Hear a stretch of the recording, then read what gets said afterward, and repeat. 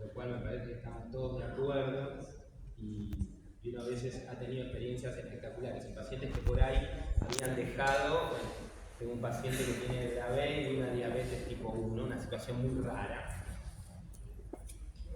Creo que con bastante buen criterio, digamos, el neurólogo con muchísima experiencia que tenían antes dijo, el valproico puede empeorar la función pancreática, ¿no? Entonces, lo sigue una diabetóloga muy buena. Cuando yo le pregunté, me dijo, no hay problema, le subo la insulina, controlamos algunas situaciones, y el paciente pasó de tener 80 crisis por día a una, con valproico, y lo había dejado de tomar con criterio, digamos, pero la verdad que hoy lo está tomando con mucha seguridad. Entonces el valproico, me parece que uno de los mensajes es siempre que se puede hay que tratar. A mí me parece que es la mejor medicación. Les diría, para la inmensa mayoría de las encefalopatías epilépticas es la primera línea, menos quizás para los espasmos de una segunda línea. Pero, volviendo al cannabis, todo empezó hablamos de que desde hace 4.000 años se usa con fines anticrisis, pero en el año 2000, ahora, hace 10 años, en el 2013 en realidad, una madre de una niña con síndrome de Dravet que se llamaba Charlotte, que falleció en la pandemia por coronavirus, con la intención de mejorar la calidad de vida de su hija, que tenía 50 eventos de convulsiones por día y un diagnóstico de síndrome de Dravet SSN1A, busca a un grupo eran profesionales de salud y no profesionales de salud que estaban intentando experimentar con cannabis en situaciones de epilepsia y otras situaciones, ¿no? Entonces este grupo en California se llama Real of Charm. La madre se contacta con este grupo y empiezan a tomar lo que hoy se llama el aceite de Charlotte, que fue el primer aceite que llegó acá a la Argentina, y la niña pasó a tener 2 convulsiones por día y tenía 50. Entonces ahí, como pasó en dieta cetogénica, la misma situación por ahí con Charlie Abrams, que los padres fueron a buscar a Hopkins, a Freeman y a los médicos que le dieron la dieta cetogénica que estaba en desuso hace mucho tiempo para epilepsia y que hoy le cambia la vida sobre todo a los chicos con mioclónica estática como él, pero también a algunos chicos con síndrome de Dravet y otros. De nuevo, por ahí es una madre la que busca una alternativa diferente, como decía Ricardo, que la medicina no ha dado todas las respuestas que uno quiere, y por ahí a veces los padres en conjunto con el sistema de salud encuentran por ahí una alternativa, que en este caso fue muy válida como fue el aceite de cannabis. Después de este caso se presentó con el doctor Ma de Fischer Tamara. Escribió en la revista Epilepsia, la revista Epilepsia por ahí es la revista más reconocida en epilepsia hoy. Este artículo obviamente tuvo mucho impacto y hubo, al igual que con la historia de Charlie 20 años antes con dieta cetogénica, un documental de la CNN que obviamente los medios masivos de comunicación hoy tienen un impacto más grande que las revistas científicas, generó un impacto impresionante y a partir de ahí se hicieron los trials más importantes. Los más importantes se hicieron en la Universidad de Nueva York y a partir del 2014 empieza la historia del cannabis fuerte, ¿no? Entonces entre enero del 14 y enero del 15 se rolaron, por ejemplo, 214, este es el primer trabajo que mucho no se conoce, 214, este no es un fase 3, este no fue en los trials, sino fueron la primera vez que enrolan muchos pacientes en Estados Unidos en varios centros, dentro de los cuales la mayoría eran Dravet y Lennox-Gastaut, pero había chicos de otras etiologías, los cuales se demostró que el cannabis era efectivo, que el cannabis era seguro y que la gran mayoría de los que mejoraban tenían síndrome de Dravet y síndrome de Lennox-Gastaut.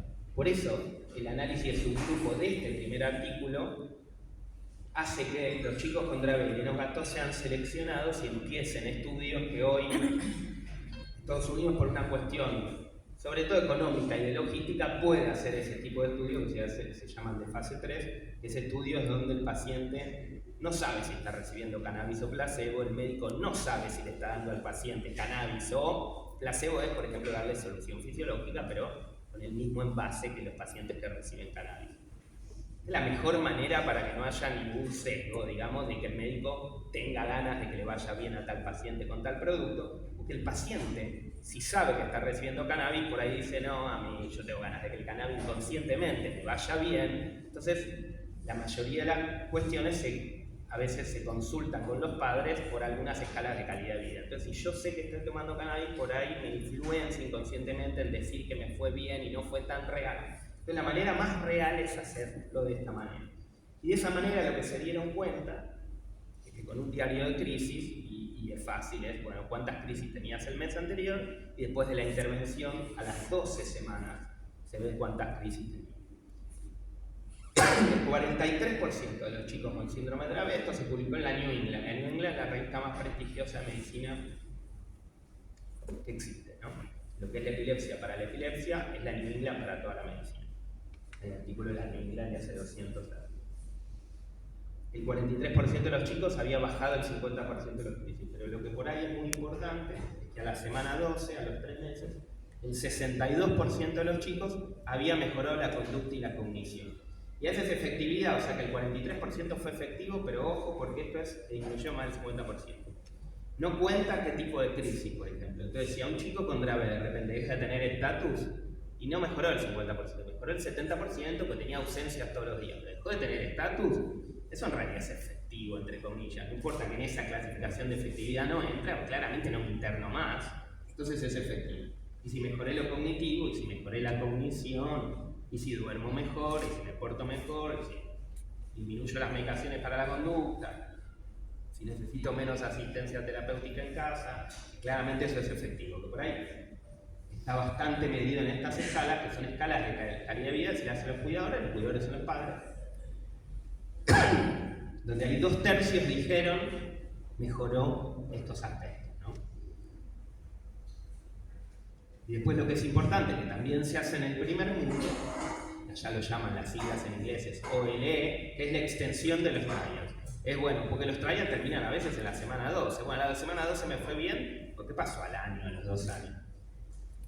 Y lo que se vio que a veces no se ven los fármacos, pero los fármacos tienen un efecto medio luna de miel, que sería que está todo fabuloso y al poquito tiempo descartarlo muy fabuloso.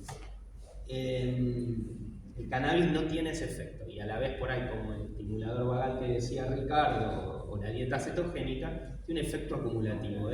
Cada vez estoy mejor en términos de control de crisis, eso habitualmente muchos fármacos no lo tienen, cada vez puede estar mejor en términos de mejoría de la conducta, mejoría de la cognición. Porque apenas eso pasa en el control de crisis, por ahí había mucho 42,9, 44%, o sea que hay un 2% que pasó a mejorar más del 50% de crisis a los varios meses, pero sobre todo el 85% mejoró la conducta y la cognición. O sea, saltamos de un 60 y pico a casi 9 de cada 10 mejoraba la conducta y la cognición. Así que eso es importante. Se está estudiando ahora, en NYU hay un trabajo grande con autismo y incluso con ADD, el trial en pacientes sin epilepsia, porque si no ustedes me dirían, ¿y por qué no le damos cannabis? Como se trata de dar y hay que tener muchísimo cuidado y no tiene indicación, de chicos que no tienen epilepsia refractaria, tienen trastorno conductual. Ellos mejoraron, pero por ahí mejoraron porque mejoraron su epilepsia refractaria, y en base a eso también. Te diría no tanto la mejoría del electroencefalograma, porque justo el Dravet no tiene tanta complicación el electroencefalograma, pero sí por ahí, si mejoré la crisis, si mejoré el sueño, mejoré otros aspectos, por ahí sí tiene implicancia en mejorar ahí algunos aspectos de la conducta y la cognición. No es tan fácil darle, o yo no lo hago, cannabis a alguien que no tenga epilepsia refractaria. Pero hubo tanta mejoría, incluso mucho más que el control del 50% de las crisis en mejorar conducta y cognición, que abrió los ojos de gente que hoy lo está estudiando y que probablemente este año se abran los resultados y sepamos se puede o no indicar con datos científicos el cannabis para otras condiciones sin epilepsia refractaria. Pero bueno, lo importante es que los chicos que tienen epilepsia refractaria se vio que se beneficiaban mucho en conducta y cognición, que a veces es igual de importante que mejorar la cantidad de crisis. Y esos son los estudios de calidad de vida donde esto es de la primera serie abierta de pacientes no trial, donde vieron de un montón de etiología, más allá del Dravet también en el Lennox-Gastaut, cómo mejoraban la energía. Se daban cuenta que por ahí la dieta cetogénica también tiene eso. Se dan cuenta que el paciente tenía un poco más de resto, ¿sí?, a la tarde, ¿sí?, cuando habitualmente estaba cansado, por ahí se consumía cannabis, lo veían mejor. Mejoraba la memoria, mejoraba algunos aspectos cognitivos, mejoraba la interacción social, mejoraba la conducta en general y mejoraba entonces términos de calidad de vida global. Esto para que sepan también que es interesante, es que el cannabis tiene un efecto antioxidante y antiinflamatorio. Lo que se vio es que la epilepsia refractaria tiene un fenómeno de cascada inflamatoria independientemente y sobre todo cuando no tiene una causa inmunomediada, que son epilepsias raras que existen, sino que aunque sea de otra etiología, por ejemplo una etiología genética como el síndrome de Dravet, hay un fenómeno inflamatorio en la epilepsia refractaria y el cannabis tendría un efecto antiinflamatorio. Y sobre todo actuando en unas células que no son las neuronas, que son las que ustedes más conocen, que son las neuronas donde se generan las crisis epilépticas habitualmente, sino lo que antes pensaban que eran células de sostén, que son muchísimo más complejas, que es todo lo que se llama la glía, ¿no?, que es la microglía, los astrocitos y los oligodendrocitos. Bueno, son todas células que tienen un montón de funciones hoy de conexión, no solo nutricia y de sostén como se pensaba. Bueno, ahí actuaría el cannabis en estas células generando un fenómeno antiinflamatorio. También previene la degeneración del hipocampo y la corteza, eso es importante. Los chicos que tienen, por ejemplo, convulsiones muy prolongadas pueden en algún momento generar una lesión, sobre todo en el hipocampo, se llama esclerosis inicial temporal. Y prevendría un poco el cannabis la degeneración de algunas zonas sensibles del cerebro. Y también regula el microambiente intestinal y hoy no está Cecilia, así que podemos hablar de microbiota. ¿Querés pasar adelante? Tranquilo, porque es una fanática irracional de la microbiota. Bueno, y lo cognitivo, también había mejoras, se vio que tenía efectos de neuroprotección al disminuir el óxido nítrico y el estrés oxidativo. Y en modelos animales se vio que mejoraban la cognición y algunos aspectos de la memoria en modelos animales de epilepsia refractaria y sobre todo en el ratón con síndrome de Dravet y sobre todo en el ratón con síndrome de Lafora, que es una epilepsia mioclónica bastante más inusual. Pero también ustedes saben que el Dravet tiene modelos animales en ratón y en pez y en esos los estudios a veces muestran situaciones que uno después lleva a la práctica en la vida real en los pacientes. La recomendación para el tratamiento, esto es más para los médicos, es que la dosis habitualmente se llega a 20-25 miligramos kilo por día, ¿sí? La idea es empezar lento, incluso se puede empezar más lento que 5 miligramos kilo, incrementar a 10 por kilo después de 2 semanas y después ir subiéndolo, y lo que uno ve es que la verdad es una medicación muy segura. Uno ve muy poco efecto adverso. El efecto adverso a veces es adverso beneficioso, como la diarrea. Los chicos con desafíos y con epilepsias refractarias habitualmente tienden a ser constipados. A veces genera inapetencia. Uno tiene el concepto por ahí popular, es el cannabis me da hambre, ¿sí? Ese es el cannabis recreacional, eso está dado por el THC, ¿sí? El cannabis medicinal, que es CBD a veces al 95%, a veces al 98%, a veces al 99%, a veces al 100%, da inapetencia, o sea, saca el apetito. Y en contexto de otras medicaciones, a veces en realidad es un fármaco muy muy seguro, pero a veces, no a veces, en realidad en la inmensa mayoría de los casos, potencia mucho otros fármacos. Entonces potencia mucho el metabolito activo del clobazam y hace que el clobazam esté a más concentración mucho tiempo en sangre. Y entonces los pacientes pueden tener un poco de somnolencia o tener efectos adversos más dados por el clobazam.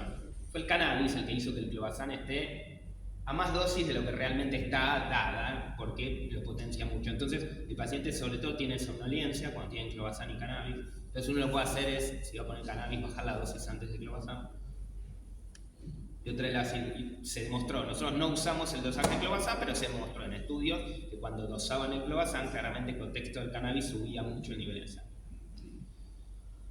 Pasa lo mismo con el ácido valproico, sube muy poquito en sangre y eso no tiene importancia clínica, pero que compiten en el ciclo de la carnitina, sobre todo, para la detoxificación del ácido valproico en un complejo que hay en el hígado, entonces puede aumentar un poco los valores de enzimas hepáticas. La realidad es que no vimos insuficiencia hepática por cannabis, o sea, no es que el paciente tuvo un cuadro grave hepático, pero si se inflama, lo que está reportado por más de 3 veces el valor normal, las enzimas hepáticas, uno podría disminuirlo o hasta suspender el cannabis. Lo que sí vi muy poco, diría 2 pacientes, solo uno contra B, es que aumente el número de crisis. Ahí no queda claro, digamos, pero bueno, están descritos los estatus epilépticos. Uno podría decir no funcionó y el paciente tiene un poco más de crisis porque tiene una epilepsia refractaria. Bueno, a veces llama la atención que empiezan con cannabis y por ahí aumenta mucho el número de crisis. Esto es raro, ¿sí? Por ahí pasa en 1 de cada 100 pacientes. Pero está descrito y obviamente sí esa es una indicación para suspenderlo, ¿no? Bueno, un poco los nombré. Hepatitis y pancreatitis es realmente raro, sobre todo en contexto de ácido valproico. Y es importante saber también que la dieta cetogénica, o sea, la alimentación grasa aumenta 3 o 5 veces la biodisponibilidad del cannabis.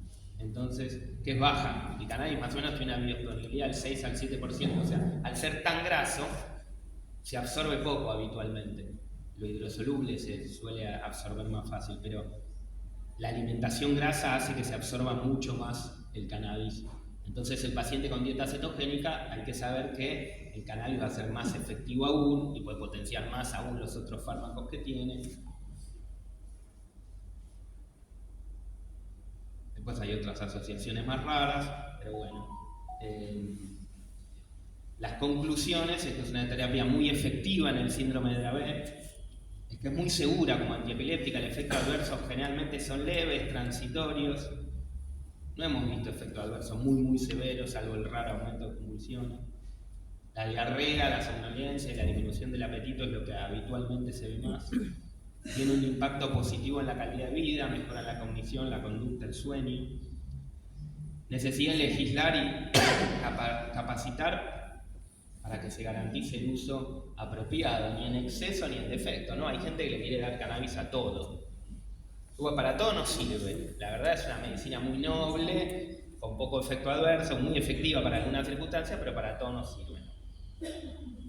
Siempre acá hablamos de cannabidiol, sí, que es o sea, lo que no hablamos es que esta es una medicación que sale de la planta de cannabis, ¿sí? Porque hay otras medicaciones que salen de la planta del cannabis, de otras plantas, digamos, la morfina, que es sintetizada. Acá la medicación sale de la planta, ¿sí? Realmente, no es que después, o sea, el laboratorio saca la medicación realmente de la planta. O sea, es una medicación que lo que pasa es que si uno saca, hay más de 130 cannabinoides en la planta. Y es interesante porque la planta por ahí tiene THC, que es tetrahidrocannabinol, que tiene efectos alucinógenos, o euforizantes, o psicodélicos, que uno no da, y menos aún en pediatría. Y que el 20% de los chicos, por ejemplo, sobre todo en modelos animales, puede ser proconvulsivante el THC. El 80% es anticonvulsivante. En cambio, el CBD es 100% anticonvulsivante, y al contrario, en vez de tener funciones negativas contra lo cognitivo, porque el THC puede disminuir la memoria a corto plazo y algunas otras complicaciones, el CBD tiene efectos neuroprotectores, o sea que la misma planta por ahí tiene un cannabinoide que tiene algunas situaciones un poco más complicadas, tiene otros muy buenos como el CBD, y tiene no solo cannabinoides, sino otras. Tiene terpenos que tienen un efecto antioxidante, o sea que la misma planta tiene, y lo que se hace es, se busca el CBD y después se lo aísla y se lo aumenta, y entonces lo que uno está tomando es solo ese de los 120 cannabinoides que tiene la planta. De ahí está lo importante que decía Ricardo, es el cannabis debería ser medicinal, ¿no? El cannabis, y uno no tiene nada contra un montón de agrupaciones madres que pelearon un montón, etcétera, por el autocultivo, y tenemos algún paciente por ahí, o conocemos historia de gente que se ha beneficiado mucho con el autocultivo, y una de las cosas que se postulaba, que después cayó un poco en desuso eso, es que había un efecto que se llama efecto entourage, que es efecto de algo así como que todos empujando, que la suma de las partes era mejor que algo aislado. Entonces quedar 120 cannabinoides era mejor porque todos se potenciaban. Y después se vio que no, que por ahí el THC tenía algunas cosas complicadas. Entonces, lo que preferimos es el cannabis farmacológico, además que cuando está auditado por una agencia de regulación médica uno sabe que, por ejemplo, lo que está tomando tiene cannabis, ¿sí? Porque lamentablemente se vio y se hicieron estudios en otros lados, acá claramente pasa lo mismo, pero por ahí uno le venden cannabis en la esquina y ni siquiera tiene cannabis, por ahí tiene algo que no es bueno, por ahí esa muestra está contaminada, se contaminan con microorganismos, las muestras, están auditadas y hechas por un laboratorio, se pueden contaminar con hongos, se pueden contaminar con pesticidas, la mayoría de la tierra en el país está contaminada, entonces son situaciones delicadas donde preferimos, y sobre todo hablando de niños, dar algo medicamentoso. Y también sepan que el cannabis que se usaba antes, que lo usaban para la epilepsia, se usaba para dolor, pero tiene THC a la mitad, se usan formulaciones que tienen 50% de CBD y 50% de THC para la espasticidad, sobre todo en la esclerosis múltiple, para el dolor crónico, lo usa la gente que hace paliativos, para aumentar el apetito, ¿sí? Por eso usan más THC en los pacientes que tienen mucha pérdida de apetito en situaciones de HIV o de quimioterapia muy prolongada. Entonces el cannabis en realidad está aprobado por la FDA desde hace mucho antes que el CBD, con mucha proporción de THC, pero para dolor, para espasticidad, para situaciones de caquexia por HIV y quimioterapia. Bueno, lo que a nosotros nos compete, que es epilepsia, desde hace 5 años está aprobado, sobre todo para Dravet, sobre todo para Lennox-Gastaut. En el 2020 se aprobó para esclerosis tuberosa y todos los síndromes epilépticos que tienen esclerosis tuberosa. Probablemente se apruebe para otros síndromes epilépticos en el futuro. Bueno, gracias.